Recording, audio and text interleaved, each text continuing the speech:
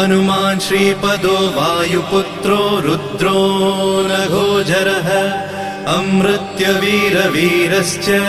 ग्रामवासो जनाश्रयः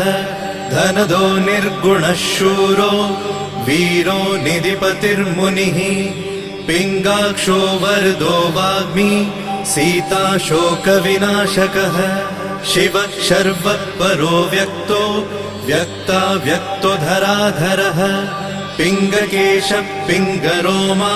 श्रुतिगम्यः सनातनः अनादिर्भगवान् देवो विश्वहेतुर्जनाश्रयः आरोग्यकर्ता विश्वेशो विश्वनाथो हरीश्वरः भर्गो रामो रामभक्तः कल्याणप्रकृतिस्थिरः विश्वम्भरो विश्वमूर्तिर्विश्वाकारश्च विश्वपः